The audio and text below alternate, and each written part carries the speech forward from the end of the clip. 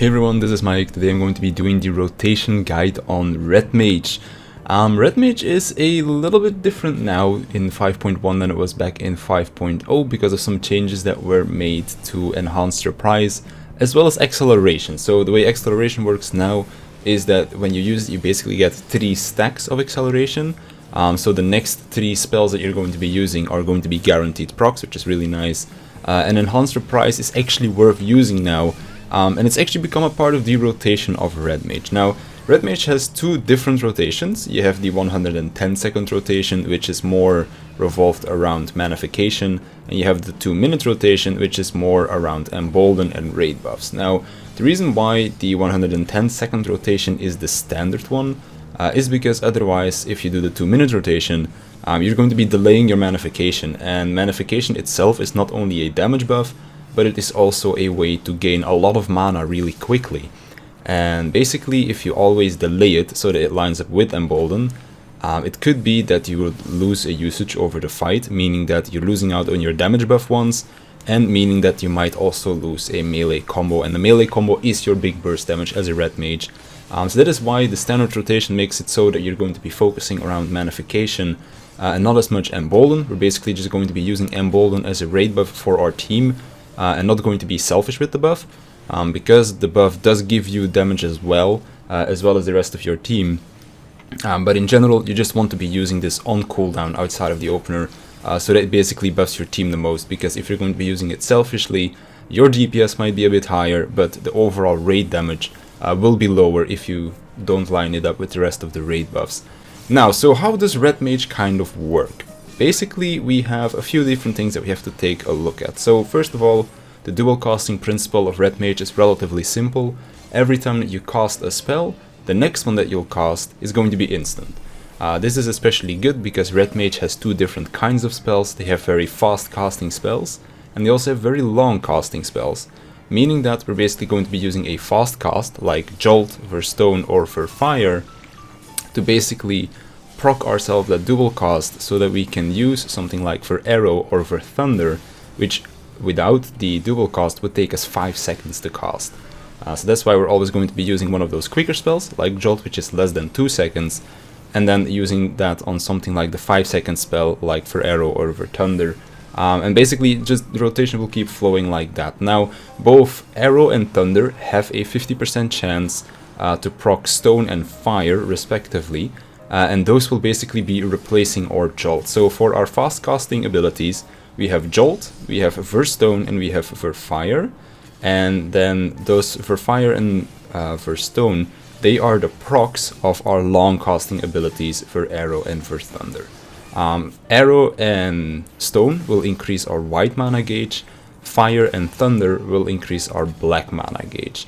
We do kind of want to balance this gauge going up to 80 or higher, because if there is too big of a imbalance in this gauge, the lesser mana is going to become harder to generate, meaning that you're going to have to cast extra spells in order to get that mana gauge up, which is not good because you want to be gaining that gauge as fast as possible, because the more gauge means that you're going to be executing your melee combo more often. Now, to do a fully enhanced melee combo, you need 80 gauge of each.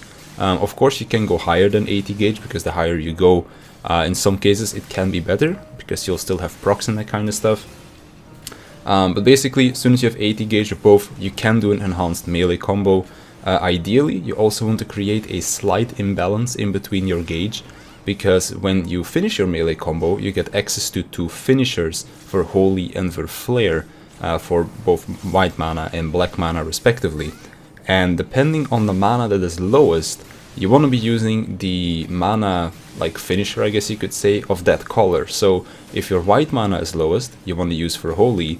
If your black mana is lowest, you want to use for Flare. And not only will this give you a very big chunk of that mana specifically, but it will also guarantee you a proc of for Fire or for Stone, depending on if that mana was indeed the lowest. So if you execute the finisher of the mana that is the lowest, you're going to be guaranteed a proc for that color. On the other hand, if you use the mana that is higher, so say for example there's only a 1 mana imbalance and you already have a for Stone proc, you can try and fish for a for Fire proc, because even if the mana that you're using is not the lowest, you still have a 50% chance to gain the proc, and under acceleration that proc is also guaranteed. So that's something that you can do. In general, you do want to be using the lowest mana to guarantee the proc, if it's not already there, of course. Now, as I said, acceleration is something that you can use to guarantee procs. Right now it has 3 stacks, so basically this makes it so that in our opener, we're always going to be able to just execute it like you normally would, and there's not going to be any extra filler spells, because now all of the procs in our opener are basically guaranteed until after we finish our melee combo, which is incredibly good. And then throughout the fight you can basically use manification, where you know, not manification, acceleration, where you know that you'll be able to use those 6 GCDs without overcapping your gauge or something like that. Now, of course, with overcapping the gauge, you can use Enhanced Reprise to kind of counteract the overcapping, and you can also use Enhanced Reprise to kind of dump some extra gauge before going into a manification into a melee combo, for example. Now, other than this, we still have a few other skills to talk about. We have ourselves Flash as well as Contre Sixt. These are our 2 off-global cooldowns. We basically just want to use these on cooldown at all times, because they do quite a bit of damage, so just keep them on cooldown, pretty simple. And then last but not least, we have Korakor and Displacement. And Displacement shares a cooldown with Engagement.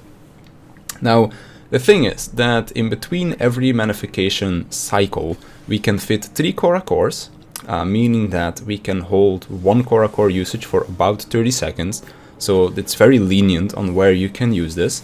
And then with Displacement and Engagement, it's a little bit different. So because the cooldown of Displacement is 5 seconds shorter than Korakor, it's actually possible to get 4 usages in between each manification usage.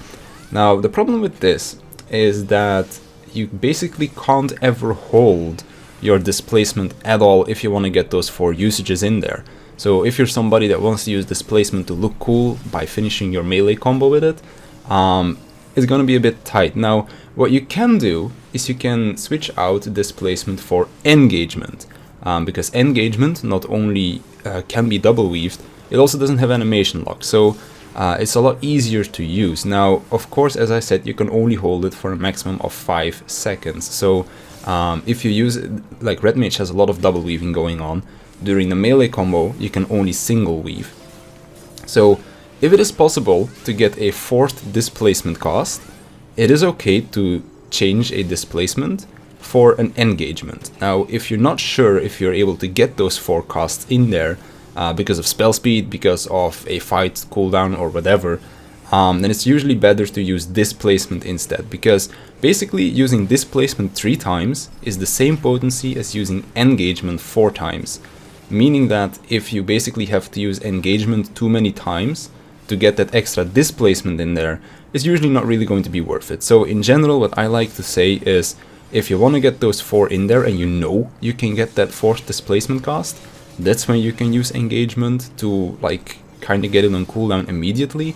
On the other hand, you can also just use displacement instead, and then just get 3 costs, because it would be the same damage as 4 engagements.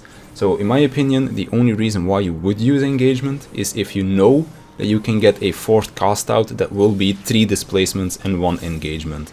Otherwise, in my opinion, it's not really worth using. The reason why it is 3 and 4 is because manification will reset or charges, or will reset the cooldown of those abilities. So, very quickly going over how the flow kind of works, I guess you could say. Basically, we're just going to be generating mana using Jolt for arrow, for stone, for fire, and for thunder. And then once we're high enough in our gauge, above 80 of both, we're going to be going in close to the boss, we're going to be executing our melee combo.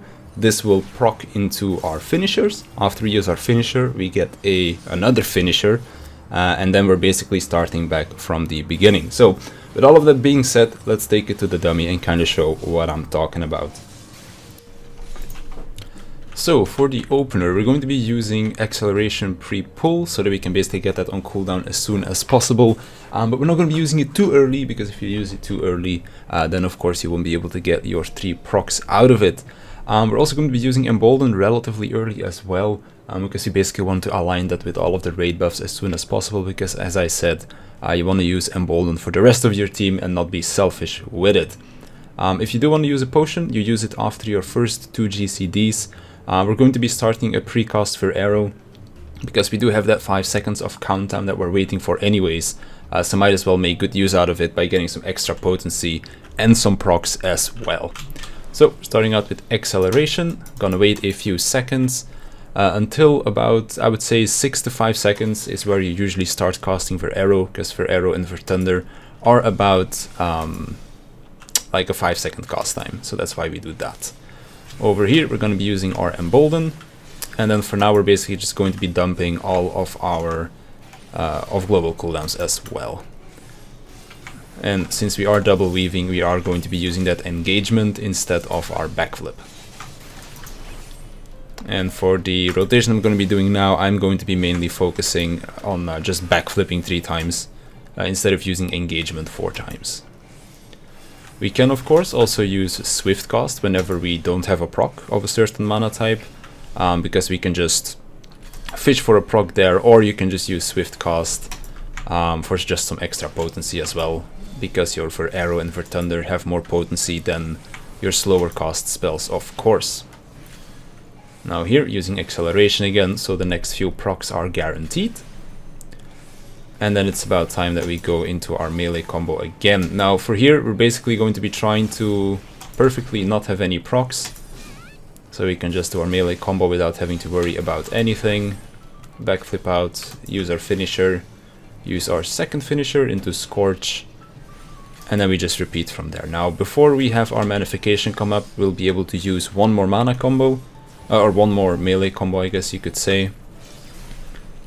And then it's basically kinda seeing how much gauge that we need, dumping any extra gauge that we generate through using our reprise. And then here we're gonna probably, if we get a proc, it's a bit weird, so we're gonna be dumping that fire proc before we go into our mana combo again, or our melee combo. I don't know why I'm calling it mana combo all of a sudden. And then backflip out again. Now here we can use our acceleration once more. Now I'm not quite sure if using acceleration here is really the best, because you are going to be going into your melee combo relatively quickly. But I guess 1 proc wasted is not too bad. Now for this usage, your Embolden will still line up with your melee combo, but going further into the rotation, it is going to start wearing off. So if we would have held our acceleration charge before, we would be able to use it here. I do think it's better to just get it on cooldown quicker, to then like maybe get an extra usage over the course of a fight, because if you would have held it there, our mana buildup might not have been that good. And then here we're gonna go into another melee combo, and we get a lucky proc as well, so it's really nice. Backflip out. You can always use acceleration right before you hit your Scorch and still be able to get all 3 of your GCDs in. So if that's something that you're looking at, that's where you would kind of use it. Because as you can see, we still have like some wiggle room. We could have done like an extra reprise or something and still not lost our final acceleration proc.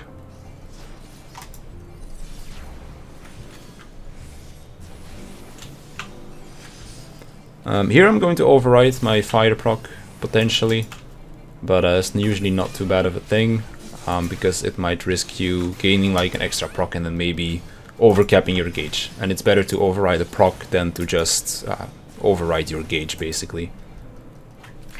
Now over here we won't be able to use another melee combo before our Manification comes up, so that's why I'm just going to be spending some gauge. So here I'm going to use another reprise, get to 40 gauge, which is just enough what I need. And then here we basically finish our melee combo again, and here our acceleration is up as well, so we can use that together with our embolden, because embolden is going to be misaligned from now on with our usual manification burst, but as I said, just use it for your team, not for yourself. And then that's pretty much the flow of Red Mage. You just want to make sure that you have enough gauge for when that manification comes up, using Reprise to dump extra gauge that you might have. If you're coming towards the end of a phase and you know you can't get enough mana to get another melee combo in, you can just dump all of your gauge using Reprise, but that's really only something that you would do when you actually know your kill time, so to speak. But yeah, that's pretty much Red Mage. It's really fun.